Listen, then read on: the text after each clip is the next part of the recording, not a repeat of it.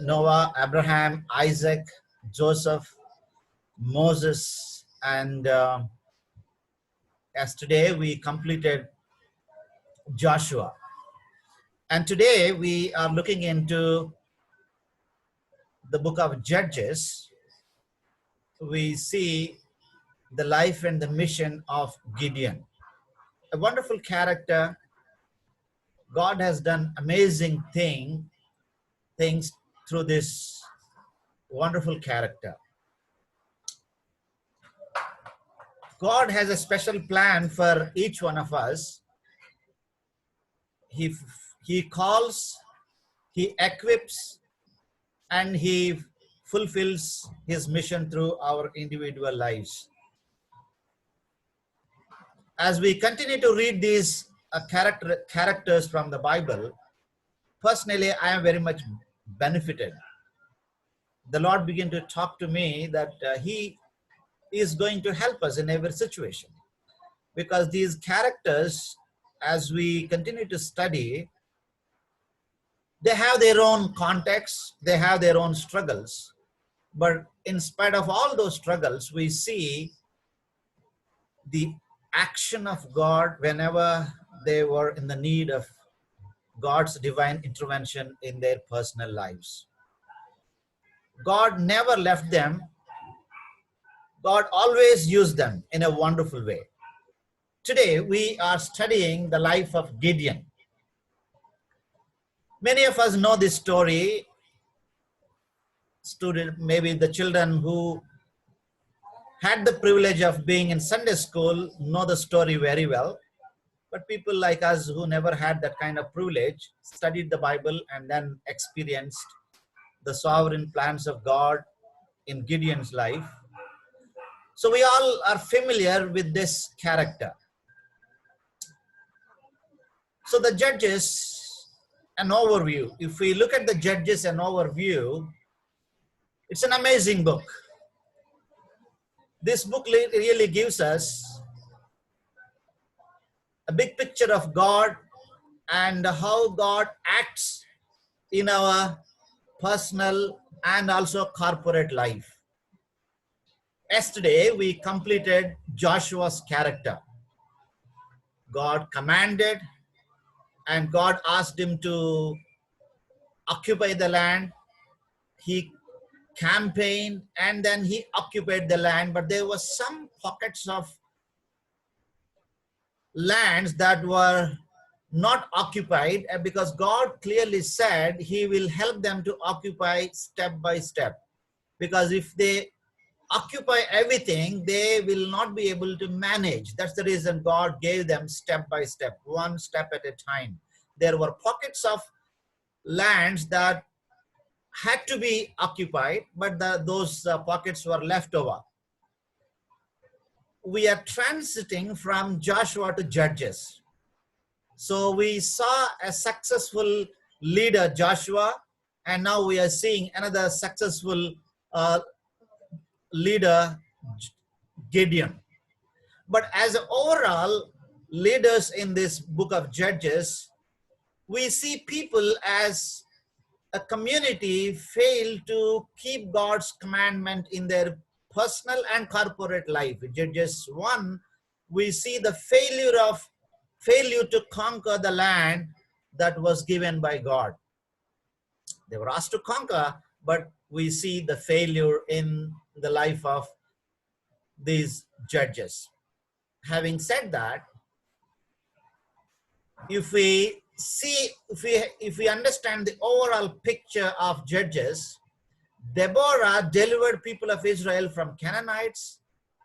Ephrathah delivered people of Israel from Ammonites. Gideon delivered people from the clutches of Midianites. And Samson delivered people of Israel from the clutches of Philistines. These are the prominent figures.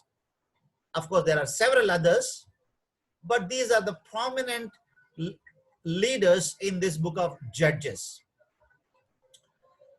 The cycle continues in this book. It continued in those days, but it continues even now as well. Very much we see this kind of cycle in a personal Christian individual's life as well as a corporate in the church life. Israel turned away from God, and God delivered them to an enemy. Israelites turned to God again. They cried out. God raises up a deliverer. Israel rescued and enjoyed the peace of God. And again, Israel turned from God. The cycle continued. They rebelled God, and God handed on for them to the devil. And then they cried out. God delivered them. The cycle continued. Sin enslaves individuals, and also sin enslaves as a nation. That's what we see in this book. It teaches an enormous truth, very much relevant even now. Israel sins, and judge was given to them to deliver people of Israel. Israel is judged. Israel repents, and judge dies. This is the cycle again continues in the individual judges. Israel sins, God gives them a judge. And God judges people. Israel repents again. And judge dies. Again, when the judge dies, Israel go back to the enslavement of the sin. This cycle continued in this book of Judges. Even now, the individual's life, if we understand, the cycle continues. I come across to a lot of people in my personal counseling. Sin enslaves people. God reminds, and God blesses.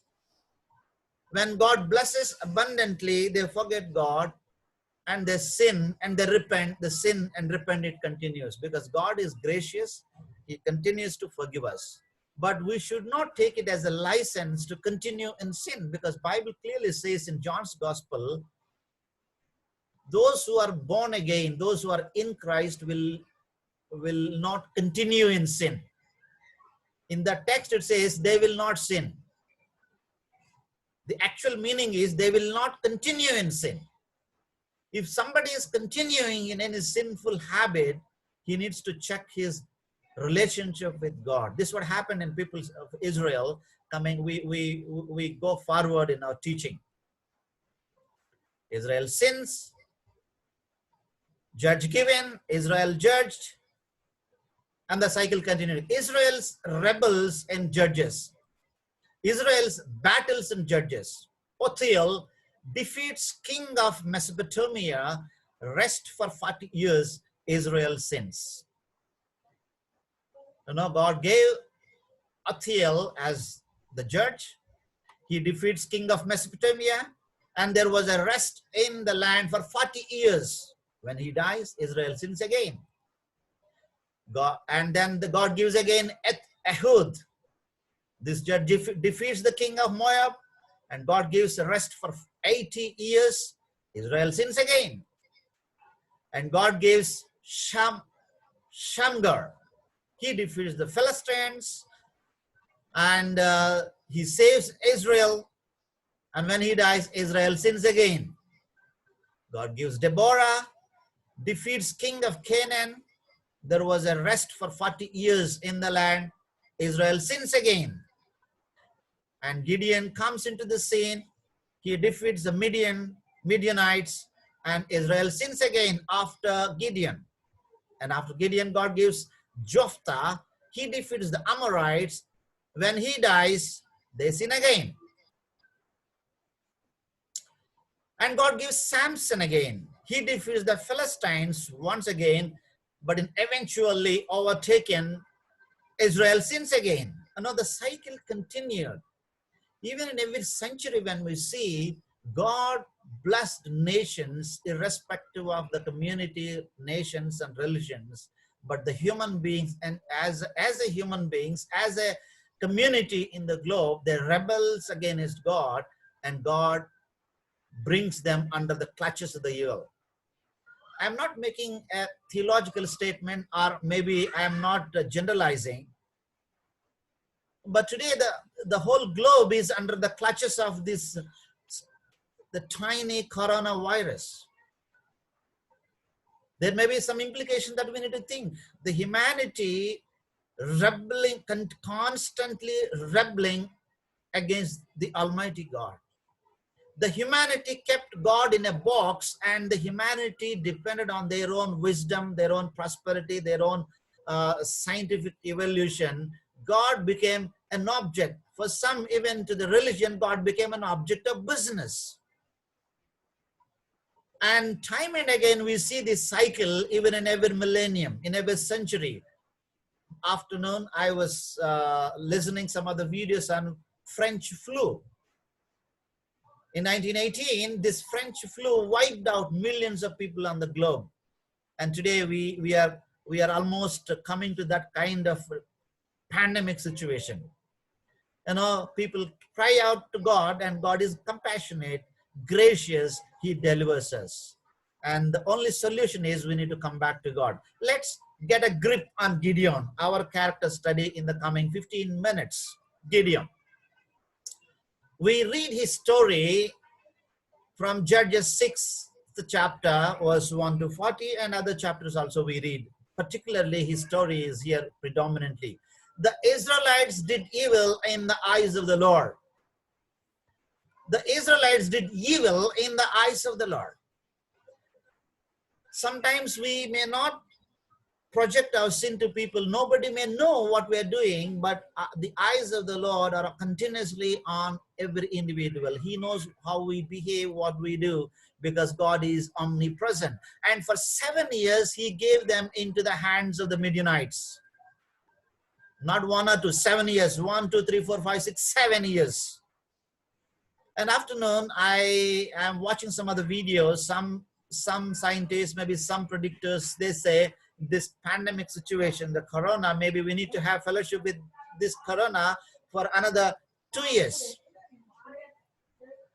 Maybe I may think we may need to struggle with this virus more than 7 years, maybe 7 years.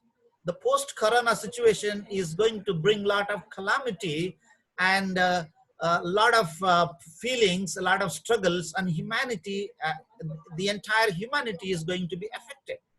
Not 1, 2, or maybe 7 years. This happened in the history. This may happen now. I'm not making a theology out of it again. This is my preconceived, maybe this is my subjective meditation. And we may need to face the consequences of sin. Because the power of Midian was so oppressive, the Israelites prepared shelters for themselves in mountain clefts, caves, and strongholds. Even now, outside houses, hooks are also being locked. It happened in China, in Wuhan, especially in the Wuhan province. And it's happening even in Kurnool and some other places. In Nandyal, afternoon I was listening to the news. In Nandyal, some of the houses are locked outside. The police started locking the houses outside because they don't need to come out. This happened in the history.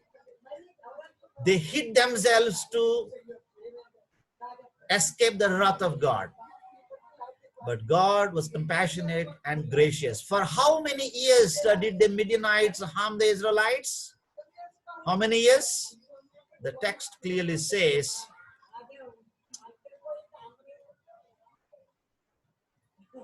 "7 years."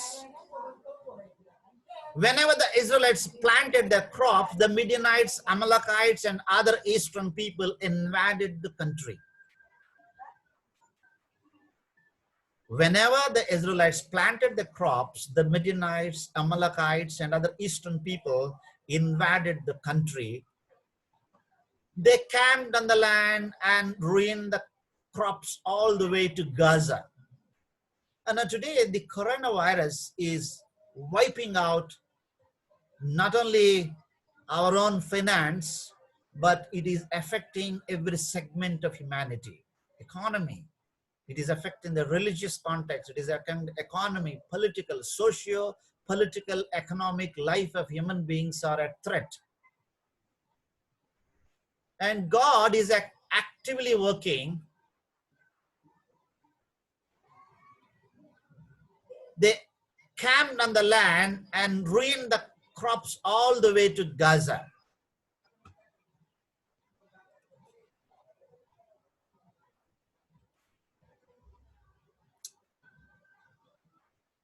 There is some problem with my computer. It is hanging. Let me.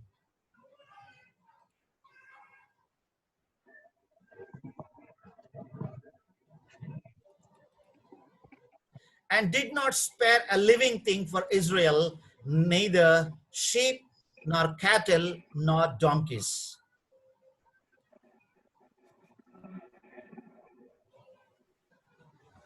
My computer has virus now.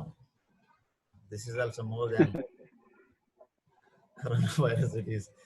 It attacked my computer and hanged. And did not spare a living thing for Israel, neither sheep.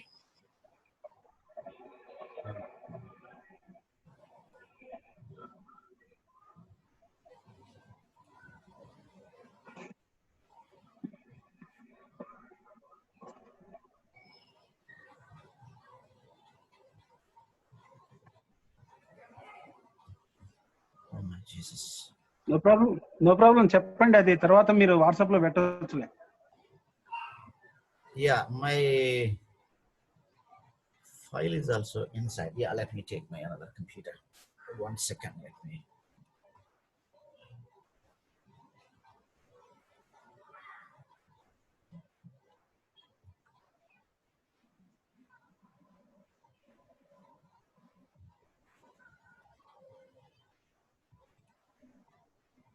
Please excuse me.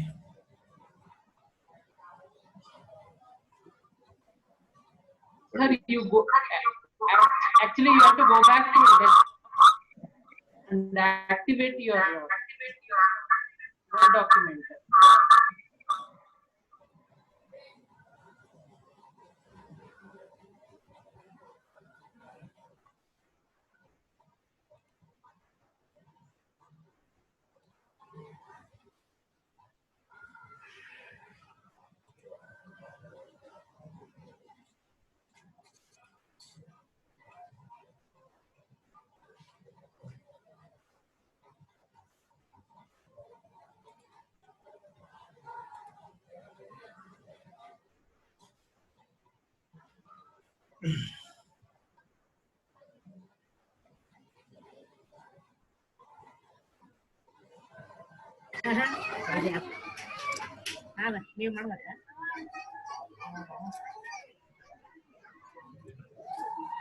Yeah, I'm opening now.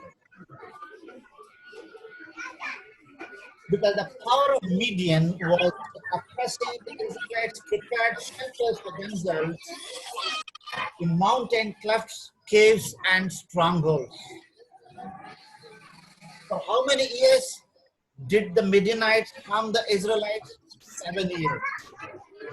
Whenever the Israelites planted the crops, the Midianites, Amalekites, and other eastern people invaded the country.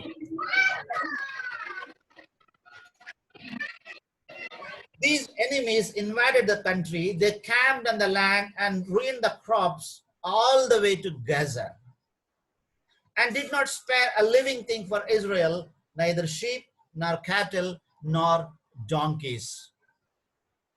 They never left anything.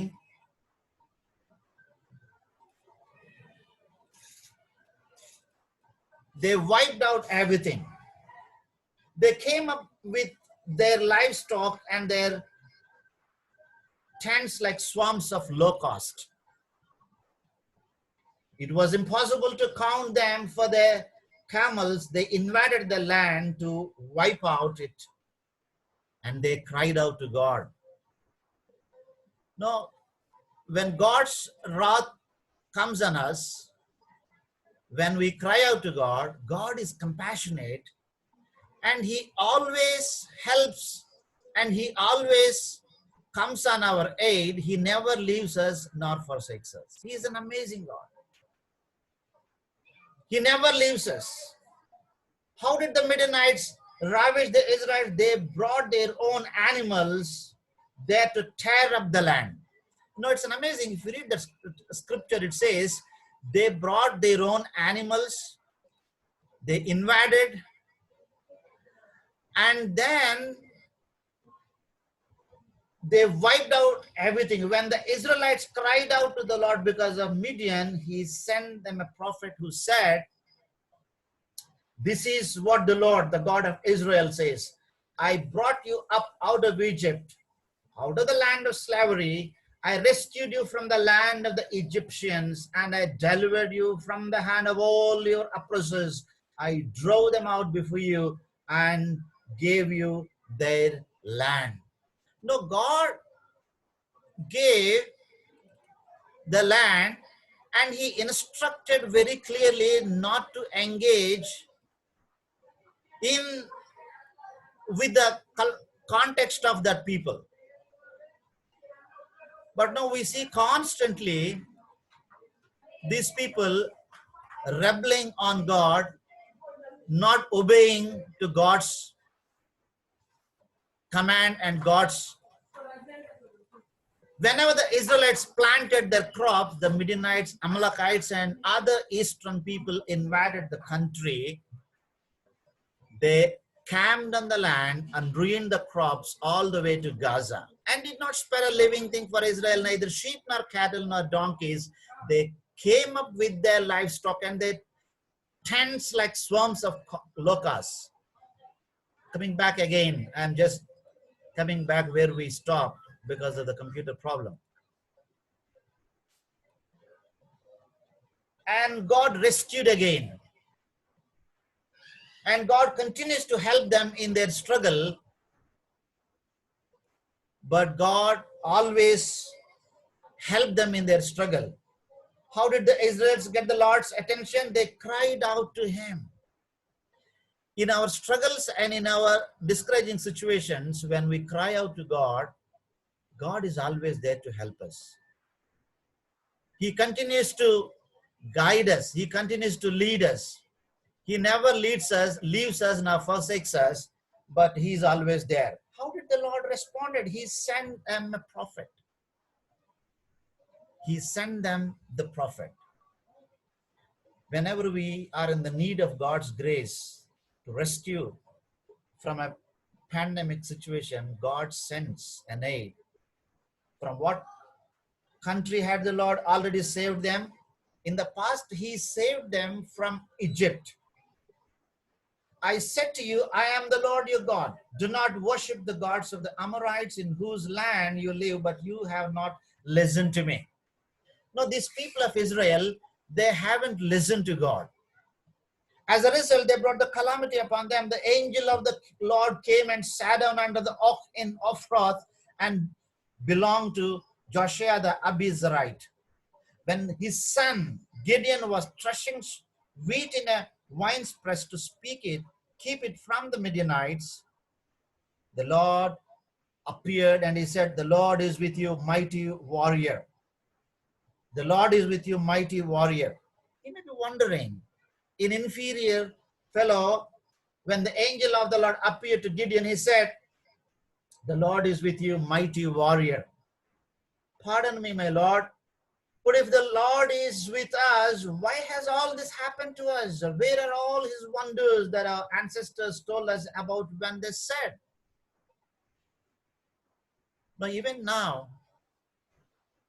people are really struggling, trying to understand where is God when it hurts. There will be a day that people cry out to God and say, when we are struggling, where is God? There will be situations. Did not the Lord bring us up out of Egypt? But now the Lord has abandoned us and given us into the hand of Midian. Now he is thinking, God has abandoned us and God has forsaken us. Let me tell you, my friends, God will never, never forsake us. Who brought the message to Gideon? The angel of the Lord. The angel of the Lord. God's angels are real, and his message always comes to us. Whenever we are in discouraging situations, he sends us his aid. What was Gideon doing when the angel spoke to him?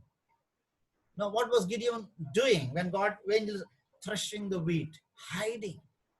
Now, God all the time, he brings people. The Lord turned to him and said, go into the strength you have and save Israel out of Midian's hand, am I not sending you?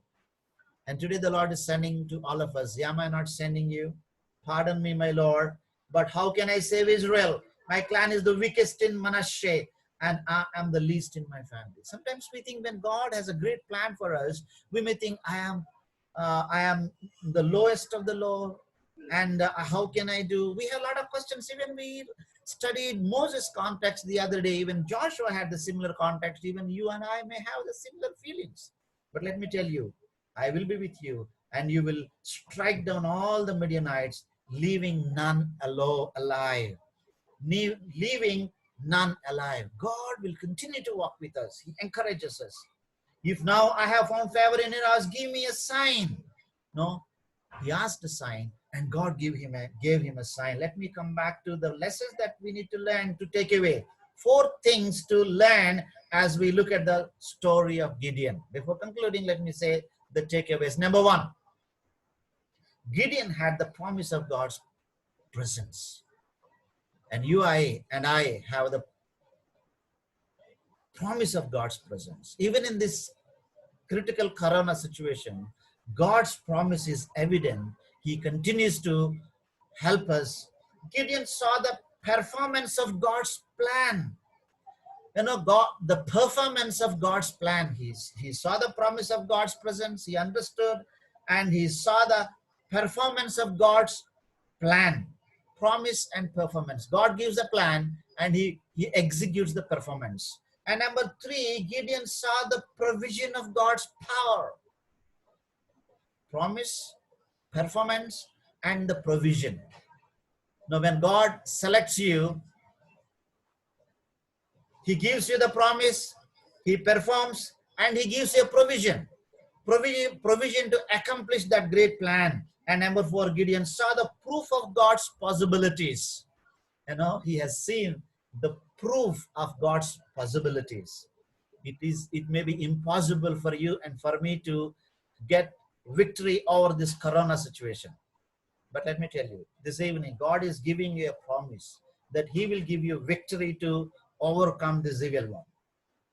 And he is giving you a performance of God's plan. You need to see the performance. How are we going to see? By understanding God's goodness, how God stood with you in the past. Number 3, God is giving you a provision of God's power to encounter the present situation. And God is giving a proof of God's possibilities.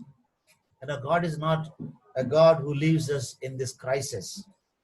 Gideon had the possibilities. The Lord answered, I will be with you, and you will strike down all the Midianites, leaving none alive. 6th chapter 16. However, Gideon began to make excuses for himself. Even though God gave him all this, he gave excuses. I am the least in my family. My family is the least in my clan. My tribe is the least in Israel. When the angel said, go in the strength you have, Gideon must have thought, what strength? What strength? Today, you and I may have these kind of feelings. Many other people in the Bible made excuses. Moses, Jeremiah said, oh, Lord God, I can't speak. I am a child. Today God is giving us an assurance that he will be with us. But God promised that he would be with them if they put their trust in him. And this evening, if you put your trust in him who rose again from the dead, he will give you victory even on this corona. May God bless all of us, my friends. I think time is up, and God continues to help us. Gideon saw the performance of God's plan. After reluctantly accepting the challenge to lead the Israelites against the Midianites, Gideon then met the army. Midianites, 135,000 of huge army. Israelites, only 32,000. But even in that 32,000, God selected only 10,000. 22,000 people got frightened. And Gideon said, okay, if you are frightened, go back to your own home. Only 10,000 remain. Even in that 10,000 people, only 300 left over. God gave a test. And in that test, only 300 people remain. and 135,000 at one side, only 300 one side. Imagine, 300 individuals got victory over 135,000. It is possible when we trust in God. Gideon saw the provision of God's power, and Gideon's army was divided into 3 campaigns of the 100 each, and they were given trumpets, jars with the torches inside the told of shout, the sword of the Lord and of Gideon when ordered. Their equipment was only jars and trumpets. The other side, they had a huge army, 135,000 instruments. But here they have instrument only a pot, a trumpet, and a jar. It's crazy sometimes how God gives victory. You may not have money in your hand. You may not have a balance to encounter the coronavirus. But let me tell you, if you have a pot in your home and God has a different strategy, this virus cannot be fought with the money and the luxury and the health. You can fight with this with the help of God. God helps us. Gideon saw the proof of God's possibilities. And I can tell you hundreds of stories how God stood with me to fight against the evil things that have come upon me. And God gives you victory this evening. Gideon went from zero to hero. Let me conclude here with this statement. And you will go from zero to hero, and God blesses you. And God continues to walk with you. 4 things. Gideon continuously understood God's plan and God's purposes, and he accomplished great tasks. And Gideon had the promise of God's presence, and Gideon saw the performance of God's plan, and Gideon saw the provision of God's power, and Gideon saw the proof of God's possibilities. And today, you and I are facing the giant, the unseen little tiny corona. But God gives you victory. God gave victory to the Israel with only just 300 people. The other side, 135,000. It was history. And now, post-corona situation, you and I are going to write books and stories how God survived us, sustained us to fight against this coronavirus, lockdown in the home, not having provisions. And we will tell stories to our children and our grandchildren. It will be history, provided you and I come back to God and cry out and settle our matters with God. May God bless all of us. Let me pray for you. Father, we thank you today. I pray for all of these of my friends. Bless them, encourage them, motivate them as you used Gideon to fight against those Midianites. Help all of my friends to fight against this coronavirus. In our homes, in our society, we rebuke it in the name of Jesus, and we pray that the power of God may give us success in our fight against this coronavirus and in our fight against all this wickedness out there. Pray that you continue to bless us, fill us with your spirit. In Jesus' precious name we pray. Amen. Amen. Amen. Thank you, friends. God is so good. It is not ending. Somehow God is gracious. It is continuing. So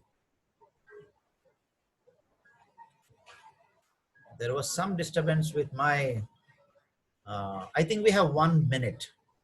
It is going to end within a minute, less than a minute. If you wanted to talk to me, or maybe if you have some prayer concerns, we will come back again. I'll log in again. Maybe if you have some concerns, you can come back and share some prayer requests. We can pray together. But if you have other work and if you want to exit, that's fine. But if you really wanted to